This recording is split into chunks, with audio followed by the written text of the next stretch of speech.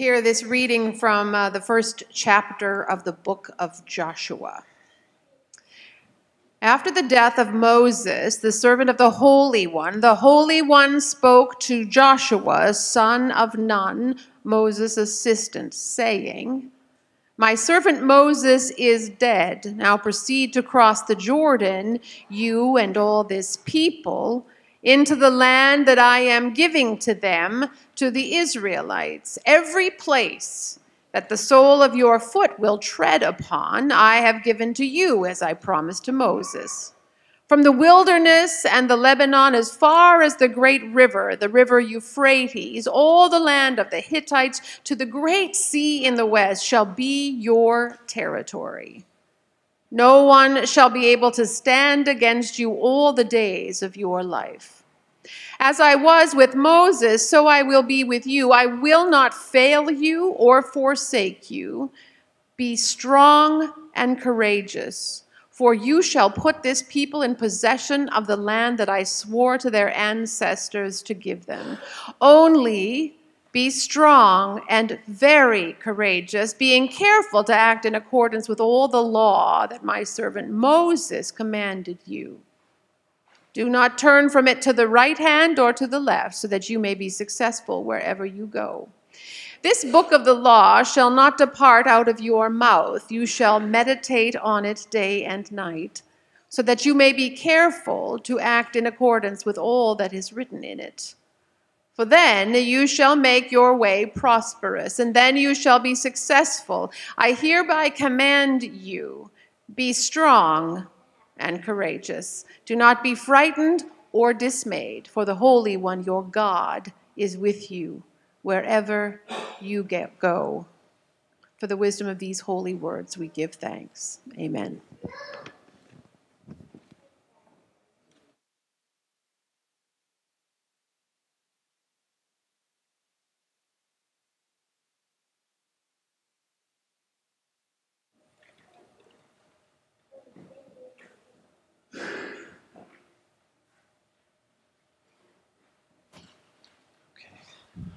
Well, good morning. Before I begin, I just wanted to say thank you for the invitation to come and to be with you today. And I share a little bit of a backstory. I've been here in the Missouri Mid-South now for 4 years. It'll officially begin my 5th year tomorrow. Pretty good. Congratulations. Thank you. Yeah, pretty excited about that. So, as I mentioned with the youth, I get to go around and spend time with some of the most wonderful human beings. I get emotional, as Al knows, when I talk about how much I love my work and how much I love being called to this ministry. Now, I love it, and I was thinking about it this morning, but I was thinking about how we are called to do things, and how important it is to listen for that still speaking voice of God. And so today, I am going to perform a piece for you. One of my dear, dear close friends, Reverend Dr. Todd Farley, is been a friend of mine for a very long time, and he studied with Marceau in Paris, France. I am not trying to get your expectations up. I say that because Todd and I were talking yesterday, and he says, "Please record this so I can watch it later." And I said, "No way. I don't compare to you." So, but I do share this piece, and he's authorized me to share this piece, and I've shared it many times over the years. It's entitled Push.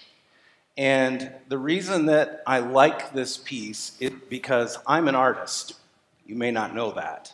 I studied interior design as my first love. When I was in high school, I did everything I could to cram in an art class in my schedule. I was never more than, probably 10 feet from my favorite art teacher in high school. And so the arts are very, very near and dear to my heart. And so this is something that I learned from Pastor Todd, and I'm hoping that you will find some enjoyment in it today. Before I begin, the shoes must come off. By the way, I don't usually dress like this when I come to a church service. But I was told to be casual today, and it's private, so there you go.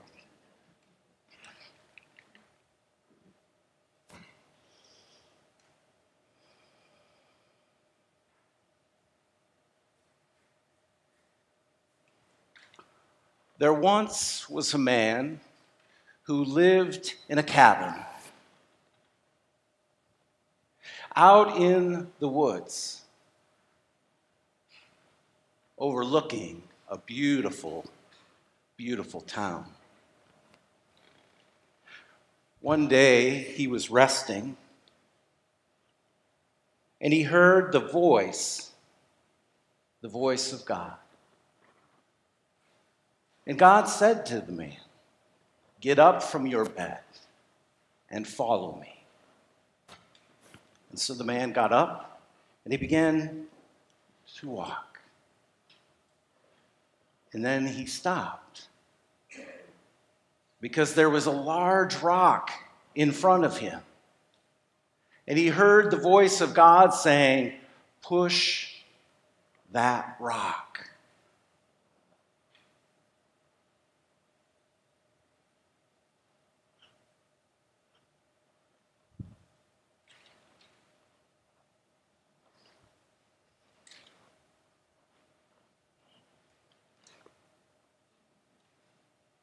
And God said, "Push that rock." And so the man prepared himself to push the rock.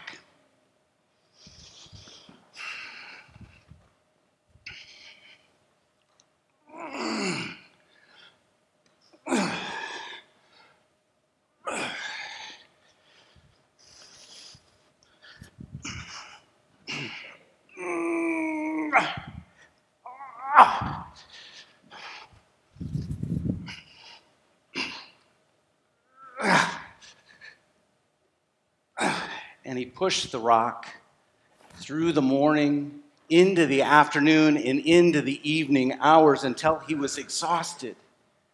And he returned home to sleep. And the next day he began the same way, pushing the rock.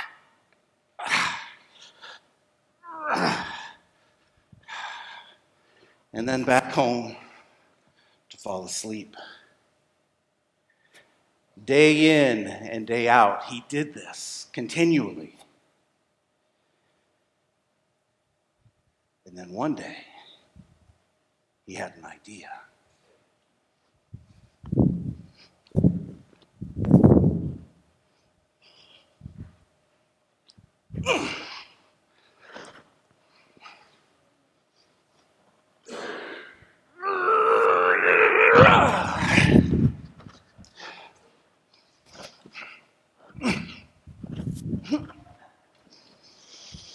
That didn't work either.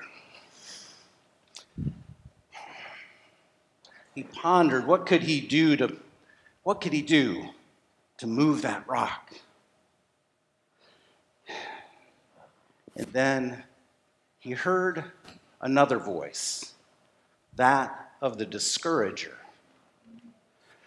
And the discourager's voice was very clear.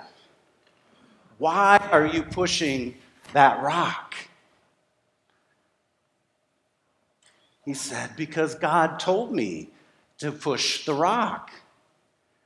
And the discourager said, look at yourself. Look at how small, how puny. There's no way that you are going to move that rock. And so the man began to question what God had told him to do. The discourager continued to egg him on. He said, why would God give you a task that's impossible, moving a rock that size. Why would God want to embarrass you like that? Look at the people at the town. Look at how they watch you from afar, how they laugh at you. They make fun of you for trying to move a rock that's impossible to do. The man began to doubt himself even more. The discourager left. The man tried to push the rock some more.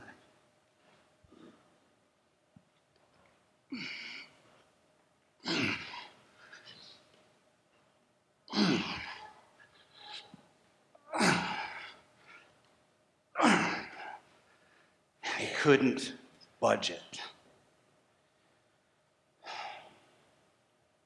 Then he began to wonder if the discourager was right.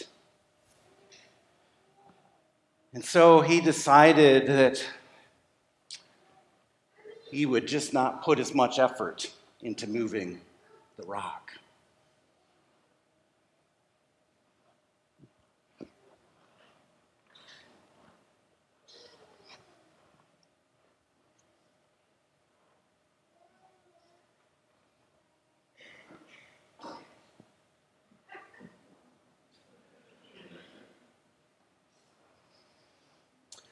But then he remembered what God said to him. And he said, I'm going to give it one more try. I am going to move that rock. And so he began to pump himself up.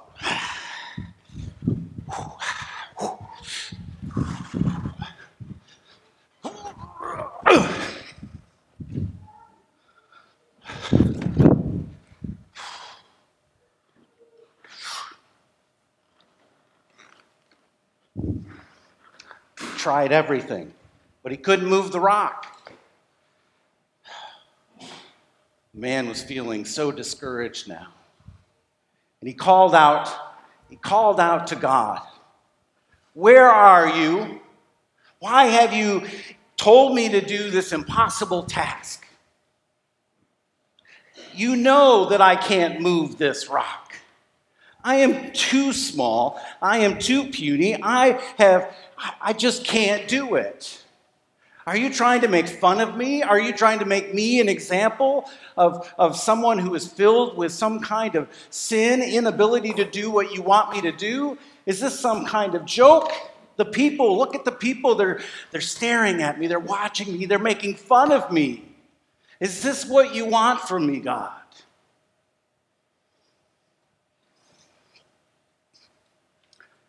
The man hears the voice of God.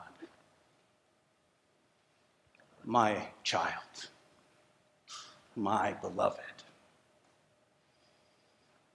I asked you to do something and you did it. I asked you to do it every day. And every day you came to the rock and you pushed. Look at yourself. Look at your legs, how strong they've become. Look at your back, how muscular it has gotten. Look at your arms and how strong they have become. You have become what I wanted you to become.